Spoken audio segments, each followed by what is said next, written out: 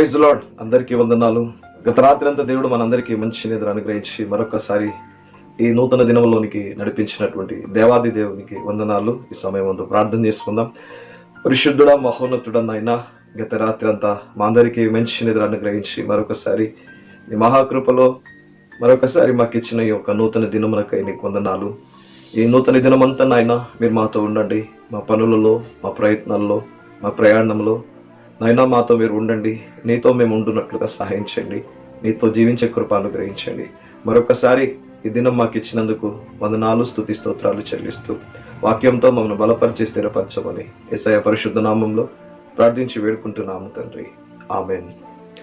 Praise Lord. గత మొదటి భాగంలో మనం విన్నాము, యోబు గారిని సాతాను ముట్టకపోవడానికి, యోబు గారిని సాతాను అతని కలిగినటువంటి వాటన్నిటిని తాకకపోవడానికి కారణము దేవుడు వారి చుట్టూ, వారి ఇంటి చుట్టూ, వారి పశువుల చుట్టూ, వారికి కలిగినటువంటి వాటి అంతటి చుట్టూ కంచె వేయడం జరిగింది.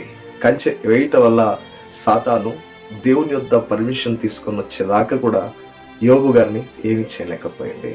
దేవునికి స్తోత్రం. అసలు కంచె దేనికి గుర్తు? కంచె అంటే ఏంటిది?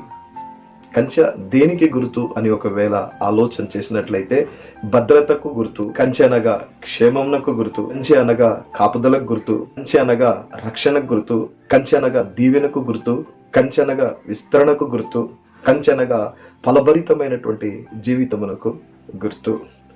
దీవించబడాలన్నా, రక్షించబడాలన్నా, ఫలభరితంగా ఉండాలన్నా, విస్తరించబడాలన్నా, మనము ఈ లోకంలో దేవునికి మహిమకరంగా ఉండాలన్నా, అనేకులకు దీవెనకరంగా ఉండాలన్నా, బహుగా ఫలించే వారిగా ఉండాలన్నా, మన గిన్నె నిండి పొరలేదిగా ఉండాలనుకున్నా, దేవుడు మనల్ని పచ్చిక బయలులో ఆయన మనల్ని నిలబెట్టాలనుకున్నా, ఏ దేవుడు మన పట్ల ఏ ఆశలైతే కలిగి ఉన్నాడో, మనం కూడా ఏ ఫలభరితమైనటువంటి జీవితం జీవించాలని ఆశ కలిగి ఉంటున్నామో, అవన్నీ మనం కలిగి ఉండాలంటే మన చుట్టూ దేవుని యొక్క కంచె ఉండాలి. ఆ కంచె ఉండాలంటే ఒక మనిషి దేవుని యందు భయము, భక్తి కలిగి ఉండాలి. ఆనాడు యథార్థవంతుడిగా, మరి దేవుని యందు భయము, భక్తి కలిగినటువంటి వ్యక్తిగా ఉన్నాడు కనుక అతని చుట్టూ దేవుడు కంచె వేయటం జరిగింది. ఈరోజు మీ జీవితంలో కూడా దేవుడు కంచె వేయాల మీ చుట్టూ.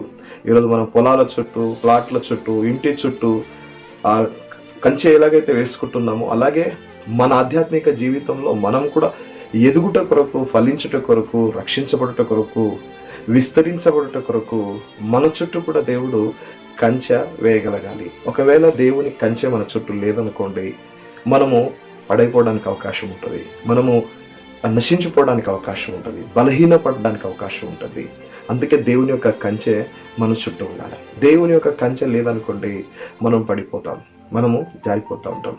మన ముందు ఎంత పెద్ద శత్రువు నిలబడ్డా మనము గెలవాలంటే, వారిపైన మనం విజయం పొందాలంటే, మనం విజయకరమైన జీవితం జీవించాలంటే ఖచ్చితంగా మన చుట్టూ దేవుని కంచె. దేవునికి స్తోత్రం. ఆనాడు యోబు గారిని ఏ రీతిగా అయితే సాతాన్ ముట్టలేకపోయిందో, అలాగే దావీదు గారి గురించి కూడా మనం ఒకవేళ ఆలోచన చేసినట్లయితే, ఆనాడు ఇశ్రాయేలీయుల ఎదుట, సౌలు ఎదుట ఫిలిష్తీయుడైనటువంటి గొలియాతు ప్రతి దినము సవాలు చేస్తున్నాడు. మీలో ఎవరైనా బలవంతులైనట్లయితే, మగసిరి కలిగిన వారు ఎవరైనా ఉన్నట్లయితే నాతో మీరు యుద్ధం చేయాలి అని అన్నప్పుడు ఆనాడు ఇశ్రాయేలీయులందరూ కూడా భయపడ్డారు. రాజు సైతం భయపడ్డాడు. కానీ దావీదు, బాలుడైనటువంటి దావీదు యుద్ధ రంగంలోనికి వెలుటకు సిద్ధపడ్డాడు. సౌలు గారు యుద్ధ వస్త్రాలన్నీ కూడా సిద్ధపరిచి ఆయనకు యుద్ధ వస్త్రాలు ఇస్తూ ఉంటే, ఆ యుద్ధ వస్త్రాలన్నీ కూడా తీసివేసి ఒట్టి చేతులతో సన్నటి రాళ్ళు తీసుకొని యుద్ధ రంగంలోనికి దిగిపోయాడు. అక్కడ ఉన్నటువంటి గొలియాత్ అంటాడు, అయ్యా నీకేమైనా కుక్కలాగా కనబడుతుందా? నీ మాంసాన్ని చీల్చి ఆకాశ పక్షులకు వేస్తాము అని అన్నాడు. అంత మాట అన్నప్పటికీ కూడా దావీదు ఏమన్నాడు తెలుసా? యెహోవా ఈ దినము నిన్ను నా చేతికి అప్పగిస్తాడు, ఈరోజు నీ తల నేను తీసేస్తాను అని అన్నాడు. చూడండి, గమనించండి. అతనికి యుద్ధ వస్త్రాలు లేవు, కత్తి కరారులు లేవు, ఏమీ లేవు.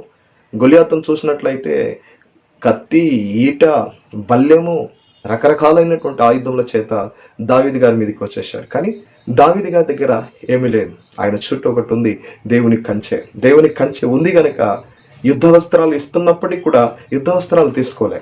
యుద్ధ వస్త్రాలు ధరించుకోవడానికి ఆయన అంతగా ఇష్టపడలేదు. ఆయన యుద్ధ రంగంలోనికి దిగిపోయాడంతే. యుద్ధ రంగంలో దిగడమే కాకుండా ఆయనతో సవాల్ చేస్తున్నాడు, ఆయనతో మాట్లాడుతున్నాడు. ఇదిగో నువ్వు కత్తి, ఈట, పల్లెం తీసుకుని వచ్చాయేమో, కానీ ఈ యుద్ధం నాది కాదు, ఈ యుద్ధం యెహోవాది అని చెప్పి దావీదు గొలియాతు యొక్క తలను తీసిపడేశాడు. దానికి ప్రధానమైనటువంటి కారణం దావీదు చుట్టూ ఆ దేవుని యొక్క కాపుదల ఉంది. కాపుదల అనగా కంచే.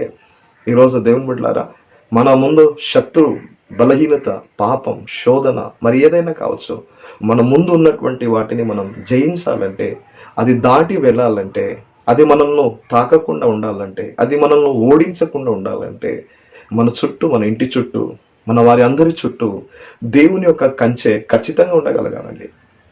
ఆనాడు దావీదు చుట్టూ దేవుని యొక్క కాపుదల ఉంది గనక, దేవుడు అతనితో ఉన్నాడు గనక, దేవుని యొక్క కంచె అతని చుట్టూ ఉంది గనక, అతడు దేవుని యందు విశ్వాసం కలిగిన వాడు గనక, అతడు దేవుని యందు భయభక్తులు కలిగినటువంటి వాడు గనక యుద్ధ వస్త్రాల మీద విశ్వాసం ఉంచలేదు, కత్తులు డాళ్ళు కావాలని కోరుకోలేదు. యుద్ధం యెహోవాదని చెప్పి ఆయన వెళ్ళిపోయాడండి. యుద్ధ రంగంలో నిలబడ్డాడు. చూడండి ఒకసారి ఇంత అద్భుతంగా దావీదు గారు మాట్లాడుతున్నారో ఒకసారి గమనించండి. 1 సమూయేలు గ్రంథం 17వ అధ్యాయము 45వ వచనం.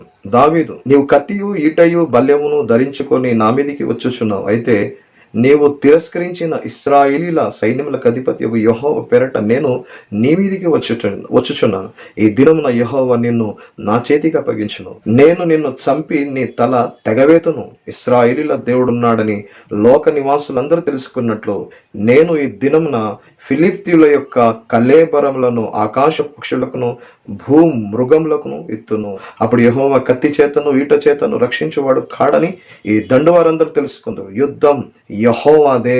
దేవునికి స్తోత్రం. ఆయన మిమ్మును నా చేతికి అప్పగించుదని చెప్పాను. దేవునికి స్తోత్రం. అప్పుడేమో గొలియాతు అన్నాడు, నిన్ను ముక్కలు ముక్కలుగా నరికేసి నీ మాంసాన్ని ఆకాశ పక్షులకు ఆహారంగా ఇస్తానన్నాడు. అదే సవాల్ తిరిగి వేశాడండి.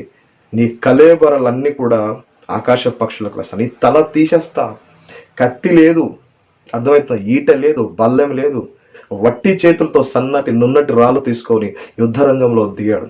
దానికి ప్రధానమైనటువంటి కారణం దేవుని యొక్క కాపుదల దావీదు గారి చుట్టూ ఉందండి. దేవుని యొక్క కంచె దావీదు చుట్టూ ఉంది.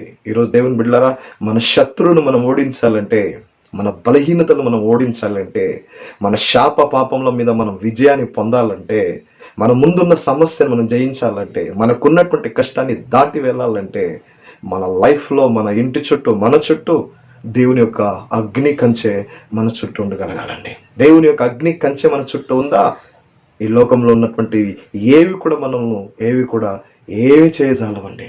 ఈరోజు దేవుని బిడ్డలారా, మన అందరి చుట్టూ దేవుని కంచె ఉండాలి.